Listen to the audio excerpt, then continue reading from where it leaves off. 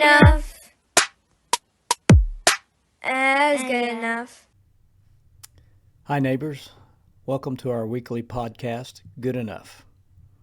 Our goal is to interview guests who did not let being perfect keep them from achieving their dreams, whether it be writing a book, growing a business, or achieving some other form of success. They are heartfelt, passionate, and good enough to be noticed. Thank you for joining us today. Man, what's up with the turtleneck? It's I mean, not the a scarf. turtleneck, it's a scarf. First of all, you got to. Yeah, it's a scarf. I see it now. I think it's interesting, though. This probably looks more like a turtle, the turtle's neck. But anyway, hey, listeners, welcome to Good Enough. We are Mark Lips and Sam Lewis, and we're glad you're here with us. And our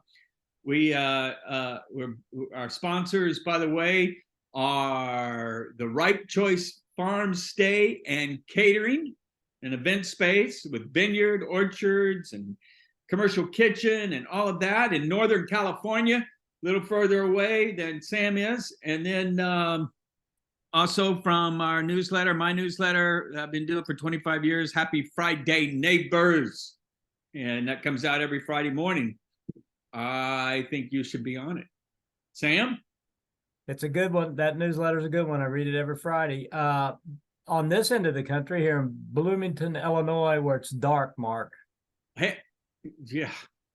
It's dark. I don't like this time change bullshit. I don't either. I don't know why we have Why do we do it? it. It may have made sense in the 1800s, I guess. Before light, before electricity. Yeah, but I bet you even then they were going,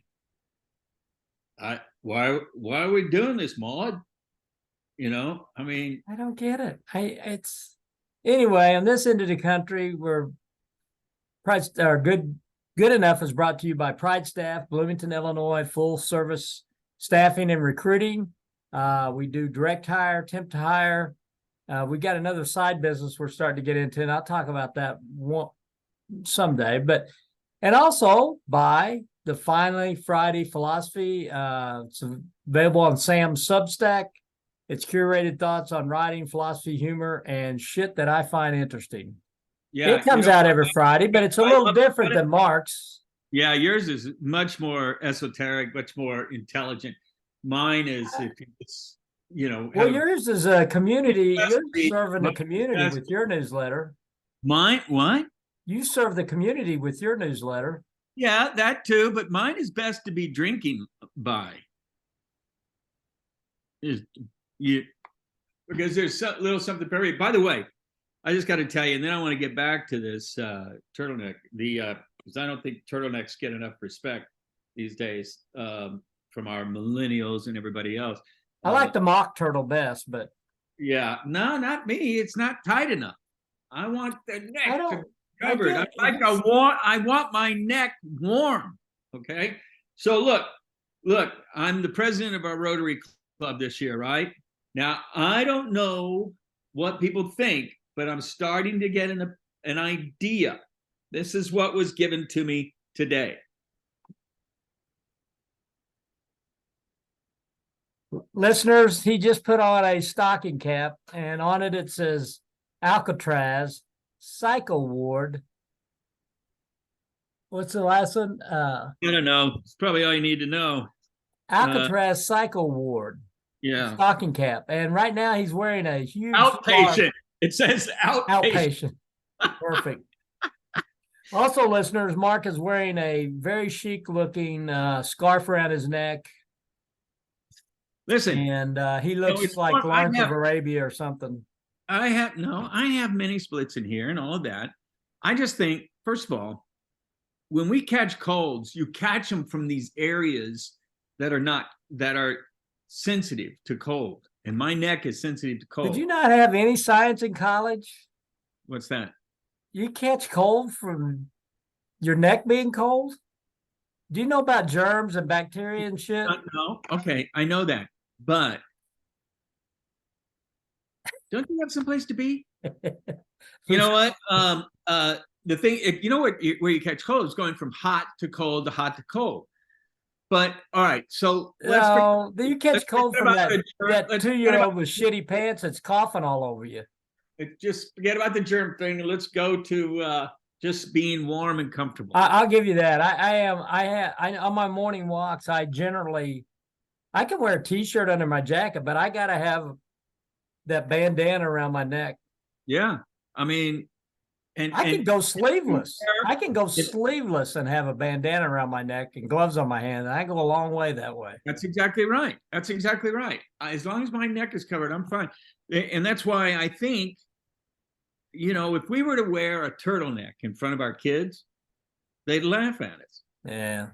And they don't realize you know what? But they'll realize, I bet you, because for some reason it's okay if you're skiing. Yeah. It's cool if you're skiing, but if you're at the Rotary meeting Yeah. So in the middle of summer. Anyway, so I know a friend of mine that I used to work with wears a turtleneck every day of her life. That's a fact. Well, she might be listening to this. I don't know. All right. If you are listening, I think you're covering up something. She'll wear a short sleeve. It'll be short sleeve, but it'll still have a turtleneck. Yeah, I think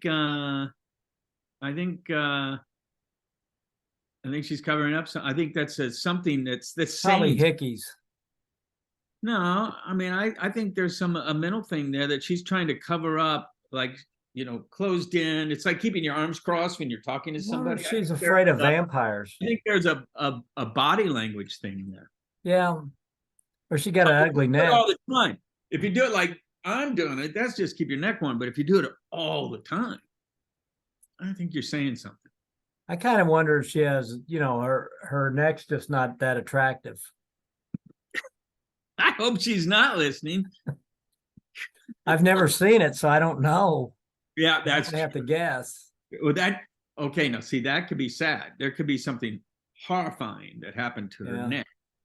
There's a lot of sad shit in life, but Yeah. Hey, I wanted to ask you about what time is it? I don't know, but you were just getting ready to take it. Oh, we got 3 minutes. Yeah. Because I wanted to ask you, thanks for reading that so here pages thing, and I want to ask you about that exercise. That's intriguing to me. Well, here's the thing. When listeners, Sam sent me this talk that he's going to be doing, and it's a great talk. It's absolutely perfect. It's, to reevaluate your priorities and meaning and purpose in life. And are you just phoning it in? Are you at that point wherever with your job or even with your relationship, what do you need to do? Are you just phoning it in? And we've all been there. But what I suggested to him though, is you can pour out all this information to an audience, but it's great to get the audience to think for themselves sometimes. And the best way to get them to think for themselves is have them participate in, for lack of a better term, an icebreaker of some sort that gets them to think about their own life and turn it inward about what they're doing.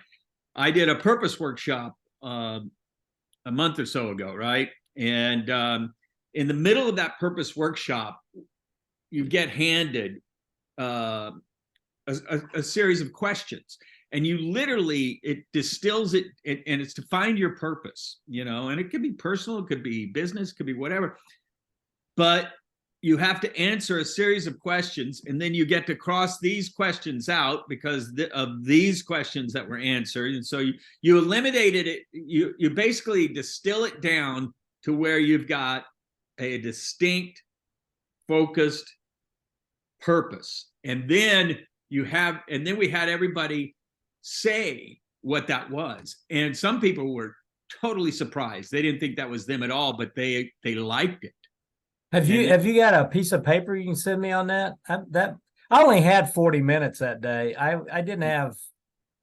really didn't even have 40 minutes. By the time I got up and started talking, I was probably had 35 minutes. I don't, that's a lot to talk about in 35 minutes. Yeah. Yeah. So, but I just think those, like the questions you ask at the end of your presentation, where you're throwing out these things. Here's some things to ask yourself, and then you describe why you would ask this and why you would ask that. Why not have them Yeah. take Oh, yeah. and ask themselves and write it out? And then you give them a little bit of time to do that. I mean, yeah, it's going to take longer than 40 minutes, or you're going to have to cut the other parts down and get right to the exercise. But then have them speak about it. So what did you say? What did you say? What did you say? You know? Yeah. If I get the chance to do that again with more time, I'll need to ask for more time. I would love to try that. That's a great idea. But should be more time. That should be the focus of the whole meeting. Yeah. That should be a workshop that you do for people in business. Yeah. I submitted it to the local community college for that. Yeah, community college, economic development, whatever. It should be its own animal. You know. Hey, I'm excited to meet Patrick. I'm not meet him. I know him really well, but I'm excited for you to meet Patrick. We're gonna. I told him we can talk about economic development. I said my friend Mark would love to talk about that. I said, but there's any direction this thing takes, it's fine with me, because he's an interesting guy and he has his own podcast. Let's go over and meet Patrick. All right, I'll see you there. I don't know what Patrick was doing in that picture there. And it's a recent picture, I think. I think he was starring in the Titanic, maybe. Hey, Patrick, how are you? Good. I want you to meet my friend Mark Lips. He's out in Lake County, California, wine country. Mark, this is Patrick Hoban. Hi, Patrick. Nice to meet you. Nice to meet you too. Patrick's got a little better setup than we got, Mark, on podcasting. Boy, hey, you know what, Patrick? I bought all that stuff and it's sitting somewhere now. I need someone to come and show me how to set it all up. I was trying to plug my computer into it. It has an effects board and all that stuff, and I can Pat, to be fair, Patrick, it says Fisher Price on it, so I don't know where he got it or what he paid for it, or you do get what you pay for. Yeah. It's probably the 3-year-old knew all about it. But. Hey, I want to enter. I don't know if I've shared this with you. I'm going to do a little bio on Patrick, if you don't mind. He's the CEO of the Bloomington-Normal Economic Development Council. He's a certified economic development professional by the International Economic Development Council. He holds an economic development finance professional designation from the National Development Council. He graduated from Millikin University down in Decatur. And and got a bachelor's in organizational leadership. He graduated from University of Oklahoma's Economic Development Institute. He graduated from Notre Dame with a master's in business analytics. He served as the vice president of business development for the Decatur and Macon County EDC before coming to Bloomington. He was most recently the economic development manager for a village of Tinley Park, just south of Chicago. And what are you working on now, degree-wise, Patrick? PhD in business psychology. Yeah. So, Mark, once again, you and I look like slackers and underachievers. We gotta change our standards on our guests, because I feel like I'm just going to start putting initials after my name. I'm just going to start. That's all you have to do. Some of them in caps, some of them not. I'll put a couple of dots in there, some commas. Pat, we got swag and stuff, so. Yeah. Nice. Mediocrities, I like it. That's our hero. Hey, I told Patrick earlier this week, I said, we can talk about and with Patrick, you can talk about anything you want, because he's so well read. And usually when we schedule an hour coffee, it goes into 2 hours. So now I've had to start scheduling 2 hours because we get off on all these books he's read, I've read. But I know, Mark, from your perspective, and you've said this several times about Mark used to live in Manhattan Beach, and he was a CEO of the Chamber of Commerce there. They sold their house. They bought this farm in Northern California and wine country there, and they're running a farm to table stay, Airbnb, and they are intimately involved in the economics of Lake County. And so I kind of just want to throw it out there, and wherever it goes, it goes. Just so you know, Patrick, Mark and I are cheap. We don't spend money on the longer Zoom. So we got like 40 minutes because one, it's good because we talk too much, but so I don't know, where do we want to start? I mean, we got a lot of it. I saw a lot of good news on Rivian today. Yes. Yeah, it's always nice to see that they're beating their expectations and their projections are getting higher. And their 4-year contract with Amazon's up, so now they can sell their delivery trucks to anybody. Oh, yep. What are you talking about? You've already gone over my head. Rivian is the electric car company here. Yeah. Okay, got it. Yep. So they've been going gangbusters since they got to town. Wow. Is that based in Bloomington or something? What's? Yeah, so they came in and no one had heard of them. We had an old Mitsubishi factory that was closed. They came in to look at the machines actually to see if they could do anything with robotics. Ended up in our uptown next to ISU's campus at a coffee shop and started really liking the vibe of the people that were in the community and thought maybe we can just manufacture these things here. Fast forward, they ended up taking up about a third of the building and saying we might need help leasing out the rest of it. And then as soon as Amazon and Ford and everybody else saw what they were doing, they just kept investing. And $2.5 billion later, we're up to 8,700 employees.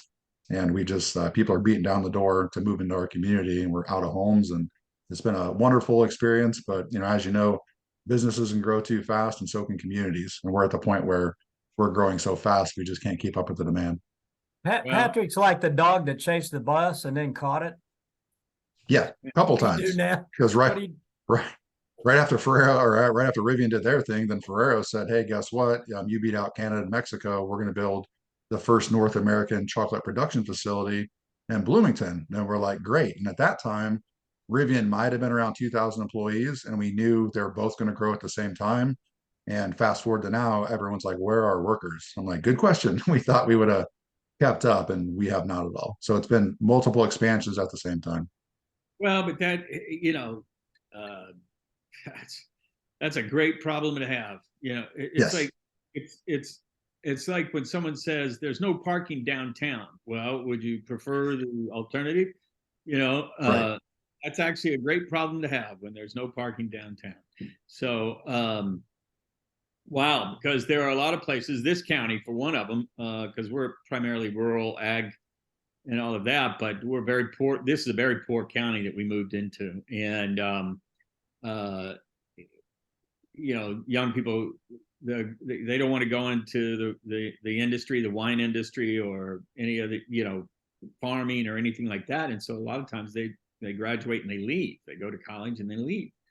So they're trying to figure out ways to keep them here. And then you've got. Does that sound familiar, Patrick? Yeah. How to keep them here? We're doing a similar campaign. I think everyone's trying to figure that out. Right.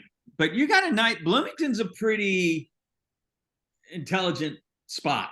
I mean, you guys are a happening area. California's got we got fee. We don't encourage.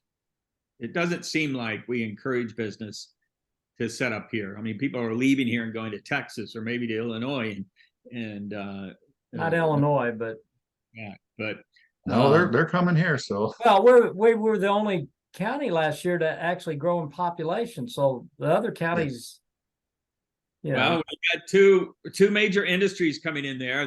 That's a rising tide. Think about it. Your real estate, your development, your construction, your contractors, which then you've got everybody in there. Anybody that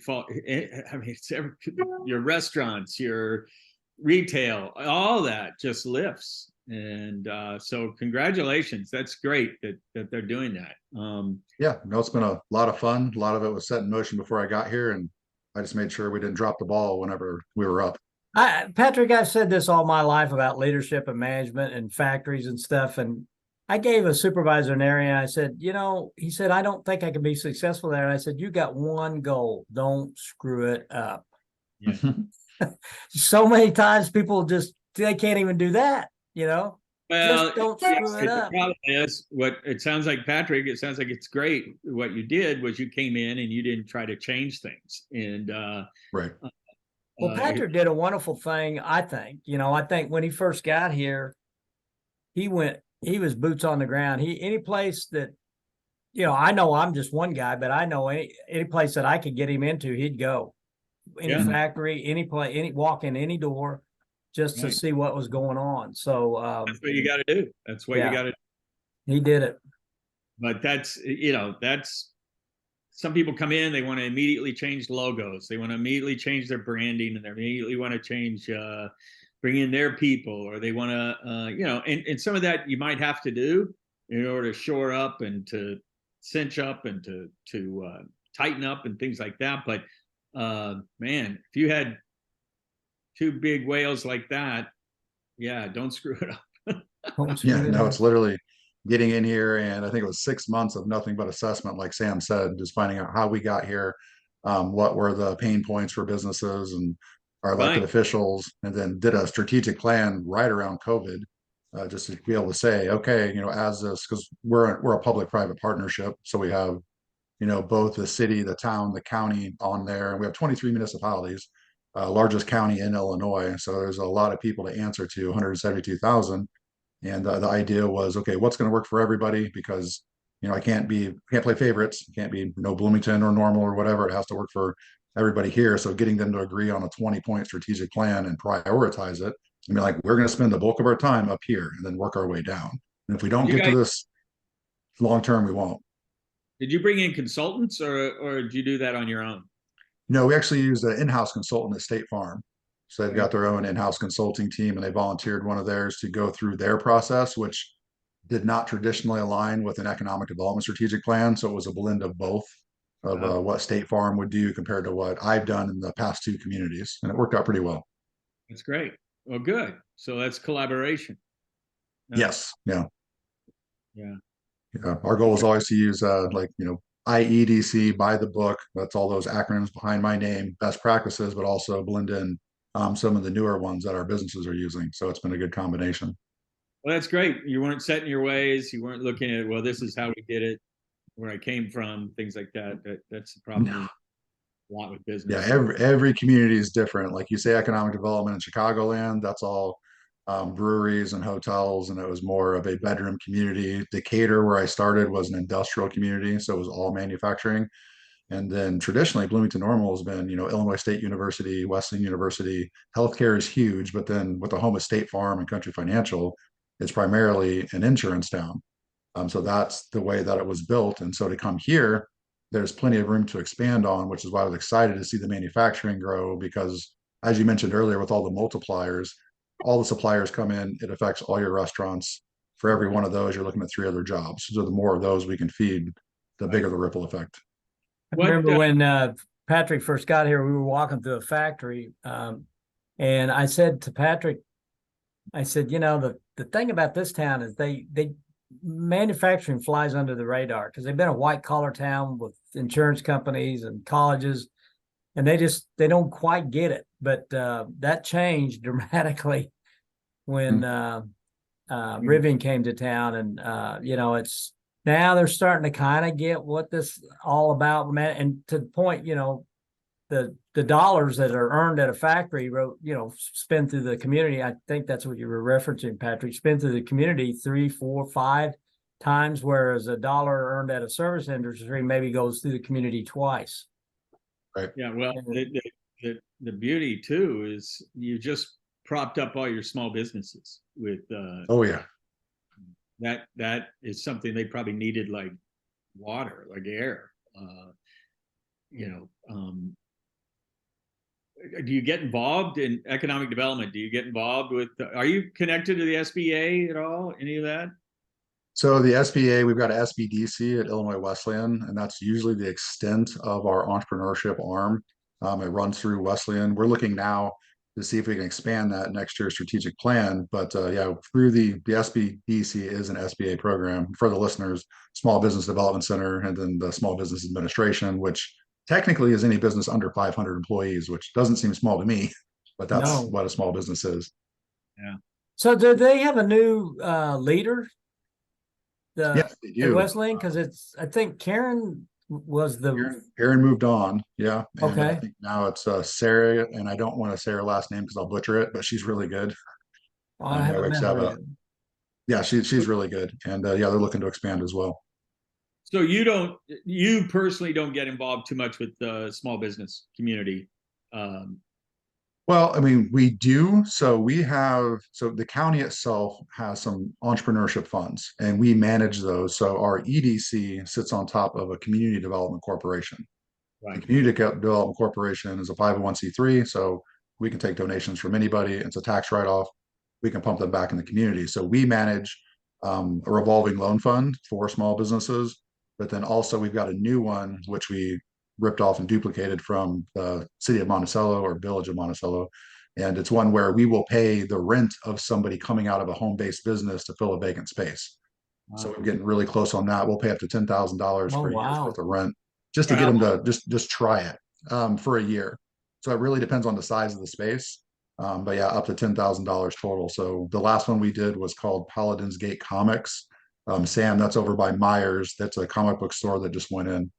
So yeah, we'll cover their rent until that 10,000's up, and then hopefully do it again and Wow. again. So we do some Brand. small business. We don't focus on attracting retail, but we do help them out if they come to us. But would you So it's say that the chamber, your partners very closely with the Chamber of Commerce, and certainly the Chamber of Commerce is really directed towards small business. You know, yes, I know if you look at most chambers, I don't want to speak for Mark where they're at, but I mean, especially in our community, it's definitely a lot of solopreneurs, so a lot of insurance agents and realtors and bankers, and that when we go to the functions, that's a lot of who it is. So ideally, people always ask us what's the difference between the EDC and the chamber, and it's like, well, at the Chamber of Commerce, you can have a direct benefit from going to a meeting. You can make a connection, you can do a deal right there. There is a benefit from being a membership organization. At the EDC, it's indirect. So any of our investors that pay us, ideally, we bring in opportunity.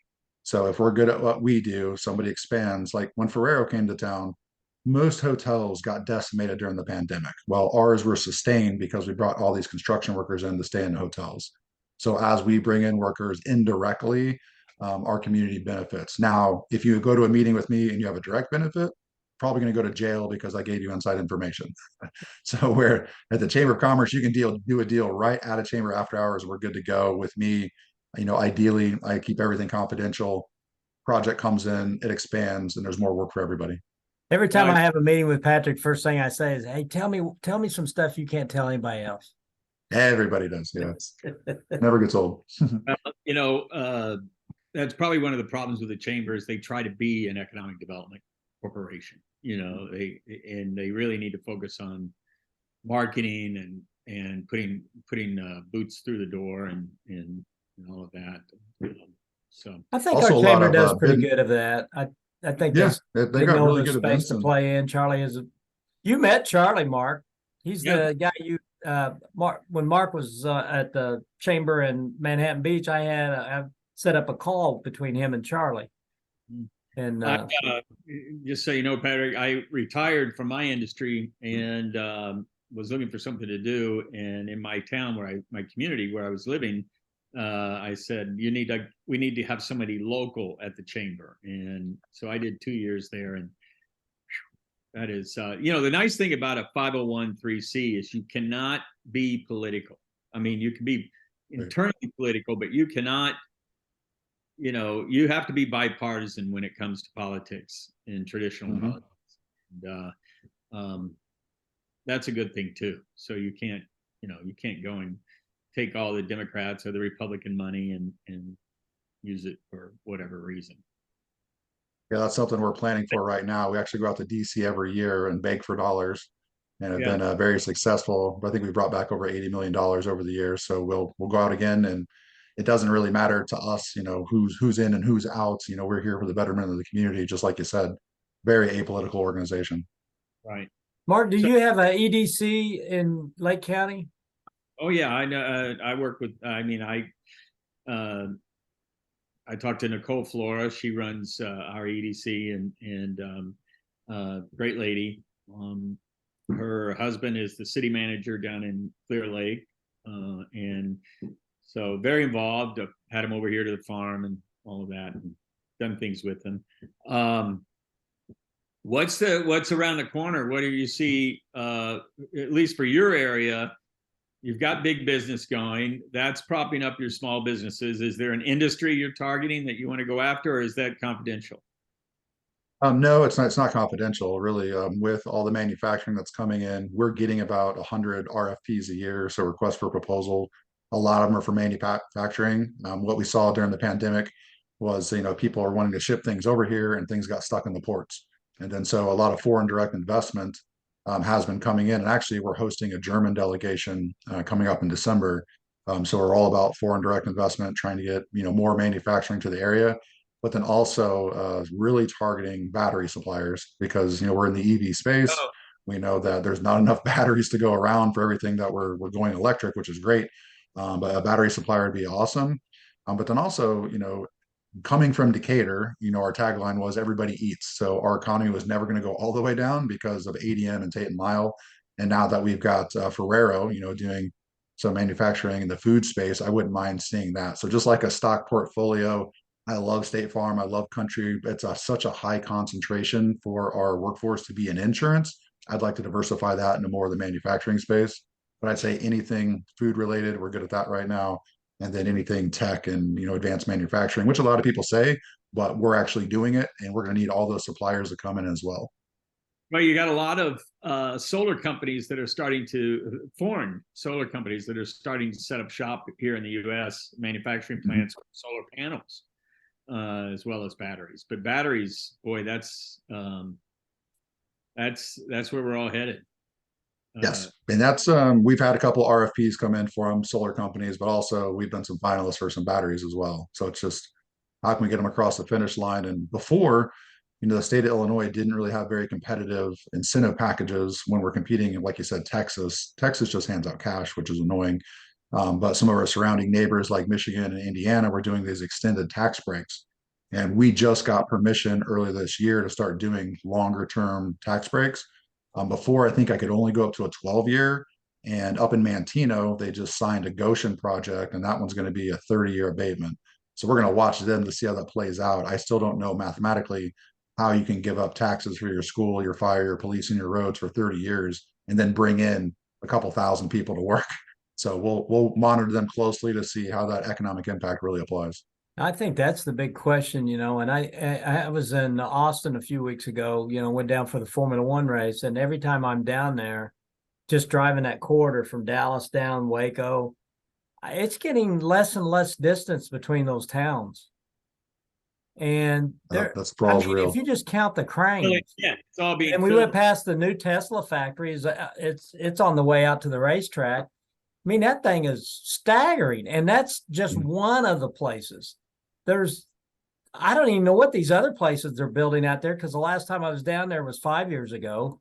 There was nothing out there. There was nothing. It was a desert driving out to the track. Now it's in 5 years. So where do they get the money to attract those? Your sales tax. So a while ago, they built into their sales tax for every county in the entire state. It goes to the local EDC. And so if you go look up at job openings in Texas, there'll be some small community out in the middle of nowhere sitting on millions of dollars because they never hired an economic developer to spend it. So when I say Texas writes checks and hands out cash, that's what they do. So we'll go to the same site selection shows. We're all recruiting and hunting the same people. And we'll say, we'll give you 30 years tax breaks. And they'll say, we'll give you a couple $1 million to beat it. And that's why people are going down there. The challenge is we've had people go to Texas and then turn around a year later and come back to Illinois. You don't hear a lot of those stories, but that's what's happening because there's not enough people down there either. Yeah, I mean, Austin they've taken a sleepy, weird city, and I hope they haven't ruined it, but man, the traffic's horrendous now. And that area. Nashville's going through the same thing. What? Who is? Nashville. Oh yeah, Nashville. You so can fast. barely drive. I used to whiz through Nashville on the interstate there. Chattanooga right there with them. You Mhm. can't hardly get through Chattanooga these days. So, I don't know. So I wanted to make sure I spent a little time, and I'm going to jump ahead of Mark here because I know you read a lot. And before Mark's classic for 2 minutes left in the program, and he goes, "Hey, what do you think about AI?" Oh, yeah. I do want to know that. You and I haven't talked a lot about that, and I do think I think it's making a difference in things. And, with the lack of work, you and I talked a little bit about it back in, I think it was February. I was on your Mhm. podcast. We talked a little bit about workforce development, but AI has come a drastically or shockingly long way since February. Yes. No, I think it might have been February so I had started my own podcast too. And the idea was have the podcast, take the audio, use the transcript, then turn the transcript into a blog, and then eventually turn the blog into a book. And then I started playing around with Chat GPT, like the mother of all AI that we could all understand right now. And I wrote a book in 20 minutes. And I was like, well, never mind. I don't need to do the whole I don't podcast need thing. Sam Lewis on my podcast. Well, I was like, I'm thinking about relaunching it just for, to get some more interesting stories in here. But I was amazed at what you could do with that at that version of it. And it's definitely upgraded now. But it was one where, yeah, I went in and said, okay, give me 10 slide titles on economic development. And it did. I said, That's okay, now give me shocking. 5 bullet points for each slide. And it did. I said, give me a summary for each one of those. And then there it was. Like the book's done. So like in 20 minutes, it just fired this thing out. And I'm like, I can Yeah, see the it's good and the bad. shockingly It's good. And that is basically the free version. I that's haven't the even free version. experienced the other two paid versions, which are supposed to be seriously better. Mm-hmm. And you can connect it to your own database. So our idea was it's anyone, I mean, Mark, like getting through the development process of a community can be a challenge because there's so many rules and regulations. And somebody who is opening a barber shop, they're good at cutting hair, not development. And so if they want to say, if I want to open a barber shop right here, what do I need to do? Well, if you uploaded all that into the system, it would know the zoning ordinance, the building codes, the timelines, and everything. And basically, you take that, hook it up to your Dropbox with all your files, and it would answer the question for you. And Yeah. it was probably about 2 years ago, I went to a conference and they had said that anything that's repetitive, including economic development, will be replaced by AI. And so I'm just trying to stay ahead of it because really I'm an information broker. I just connect people, but if anyone can access it, yeah. Well, that's what they're saying about lawyers, particularly entry-level lawyers, they Yeah. are Patrick, what are you drinking?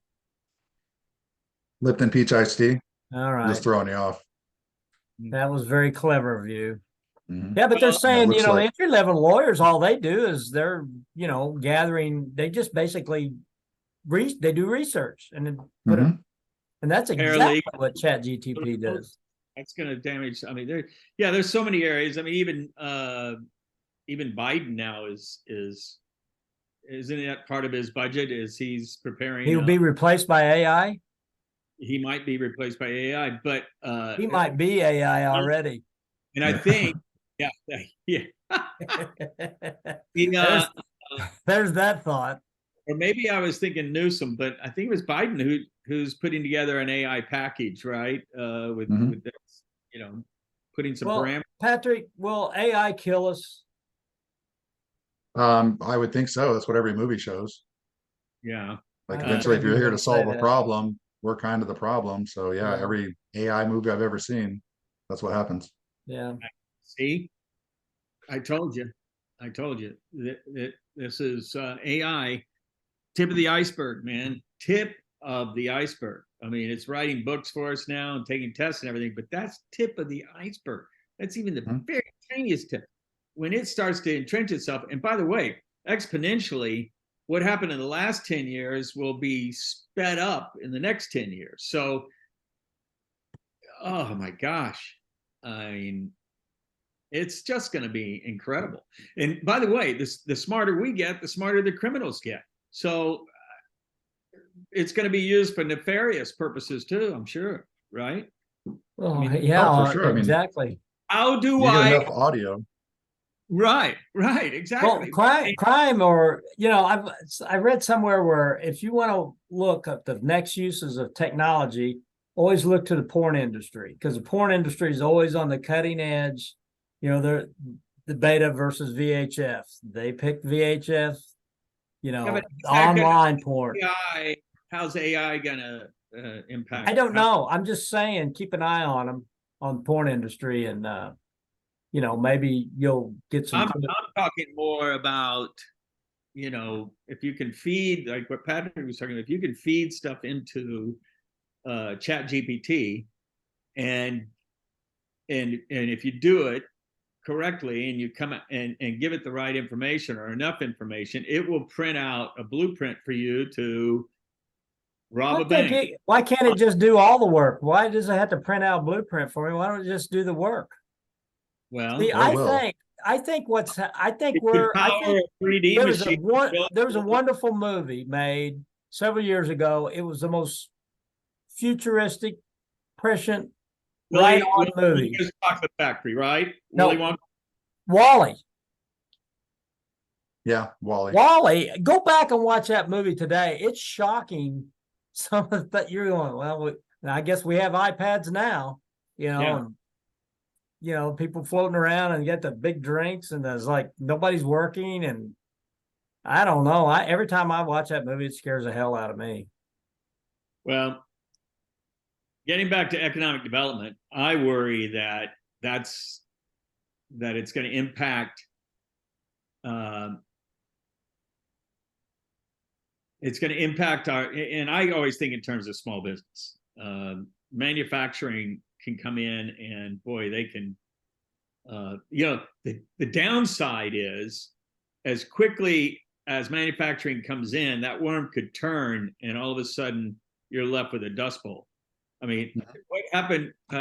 Wasn't it Mount Vernon, Sam? That General Tire? I mean, General Tire came in, but before that, we had the railroad, we had Florsheim Shoes, Generator, Precision, and they all left. All of them just seemed like overnight gone. Yeah. Yeah, and I was born and raised in Decatur. Firestone, there's a whole Zexel, same right. thing. Yep. Yeah. You didn't have a Hazel Hirons for a teacher, did you, by any chance? It's not ringing a bell. Good. Okay. She's probably you were probably way too young for her to have her as a teacher. Mark Patrick's young. How old do you think you are? My grandmother taught in Go to Decatur and pick her up and bring her back to Mount Vernon for Thanksgiving and stuff. Pick her up on the way from Chicago and bring her down because no one else would. So, but my dad. I think anything repetitive though, and then like Mark said, the impact on small business. I think the big one, just overall as a nation, is going to be anything that has to do with delivery. So that's like 20% of the workforce is truck drivers, and if that turns autonomous, there's 20% of the workforce we're going to have to figure out what to do with. Well, did you know? I didn't know this, but you can take a self-driving cab in Phoenix. You can do it. Yeah, there's you can do it. All kinds of places they're doing it. And a lady, if I could think of her name here in Bloomington, you might know her, Patrick. She's telling me she got in this cab, and I said, "You kidding me?" And she goes, "The Uber was this much, and the taxi cab was this much, and this thing was half the price." Yeah. And I said, and she said they came to a intersection, all of a sudden it just stopped. And they were all in the car going, "What the hell's going on?" And then they didn't even hear it, but moments later, a fire truck goes through the intersection. Through a green light, and this thing knew it was coming and stopped. Mm-hmm. That's good. Yeah. It's on the way. Yeah, it's better than it kept going. Good. Yeah. That's good. You hear the other stories, because San Francisco is real big on this right now. And they've caused traffic jams because for whatever reason, the car stopped for, the LiDAR that's all around the car detected something. And so all these cars are backed up behind them. And so it's been causing a little controversy there. But grandma causes traffic jams here. That's exactly right. They have a tendency to forget that probably people behind the wheel kill more people than a The driverless vehicle. machines. Last week, I was down by Lakeside Country Club on Lafayette Street, and it was the light there. I was getting ready to pull on, it was at Morrissey, and I got a green light, and I started to pull out, and a lady honks at me. Probably from Honks at me I was like, scared the hell out of me. I thought she about took the front end of the car off. Patrick, have you, what about robotics? Have they, I mean, obviously Rivian has gotten into that. We have a factory, Alchemy 29, which is a cannabis distribution factory that is all robotics. I've Nice. gotten a tour. Big distribution where all the products that are made using robots. They'll roll, like for instance, where it was a workforce, but now is a robot a machine that'll knock out 900 rolled joints in 40 minutes. I mean, it's You were never that good, Mark. You were never that good. But I mean, it's the whole robotic movement too. I mean, there's now fast food places and I prefer that stuff. I'd rather go in McDonald's and order from a kiosk than a pimply faced smartass. okay. I tell you, when it started happening to the banks and I could do banking online, So, I all mean, right. that's wonderful. Here's something. It's maybe a sensitive question. Economic development. What do you think about minimum wage? Oh my God. Well, no, Have you- I mean, it doesn't matter anymore. Doesn't matter. Yeah, minimum wage was a thing until post-pandemic and the Great Resignation happened. So they decided I can retire, and they did. My generation, Gen X, basically shot up the ladder, and there's not enough of us to take all those jobs, and then it became major competition. Minimum wage does not matter. Like, I mean, in our community, you make starting wages at Taco Bell are $15 an hour. So the minimum wage, we passed it because we grew so fast. So it's not even a thing. There are people in Bloomington getting minimum wage. I'd like you to guess who you think they are. Retailers. No, Who's that? undocumented workers. Oh, okay. Well, They're getting minimum wage. yeah, but okay, that's a whole other issue. But the minimum wage, like, isn't it going up to 18? In Illinois, I don't think so. No, Yeah, I think I think it's California- 15. In California, it's going. I think it's going to. I believe it's going up to 18. Okay. It doesn't matter here because even if it was 15, we're already past 15. I have nobody making $15 an hour on our payroll. Nobody. Right. Yeah, I think Rivian starts at 22 right now. And Yeah, that's just with no education. Who does? Rivian. Rivian. Okay, right. But that's a smart industry that's going to train those folks, and they're going to Yeah, grow. but it's also supply and demand. They got to pay that much to get About anybody. the fast food industry, McDonald's, and places like that. They're paying more than minimum wage here. They're paying more than minimum wage because they can't, there's no workers. So There's it's no either workers. they go to Rivian. I mean, people job hop like crazy here, which, like Sam said, there's more kiosks. So the robots are taking the places. And we've got a lot of restaurants that don't even open for lunch anymore because there's not enough people. The demand's there. And some restaurants never fully open. It's just Uber only. You just walk up to the door and pick it up. You can't even come inside and eat anymore. Right. So, as an economic development executive, is robotics the answer, or Yeah. No, it is. Yeah. It is. Yeah, I mean, because where we're at right now, in Tinley Park, it never wasn't. thought about it like that. I've never thought about that like that. That's interesting. No, it literally came. So we only got like a minute left, but we were at a show, one of our national conferences, and they said there are communities that are actually purchasing robots and leasing them out just to, like, hey, try this thing out because one worker can control 10 of those. So start introducing automation. It's anti-job growth, but if you don't, your neighbors do, they're going to take the job. So we're pro automation. Yeah, Patrick, we're going to run out of time. I wish we'd started with this conversation right here. This is fascinating, I think. So we got to have you on again, and really appreciate you spending some time with us. Hey, Yep, I want anytime. to take a picture. So act like we're taking it. Everybody smile at the camera for a second. All right. That will be our picture. Yeah, Patrick, appreciate it so much. I knew we were going to take the whole time up easily. So But yeah, I want to, because we never even got to talk about what books you've read. So I'm going to say Thank goodbye goodness. before it cuts us off. Thank you, and we'll see you again soon. Awesome. Anytime. Good to Bye-bye. meet you. Take care. Bye. Good. Good. Good. Enough. As good enough.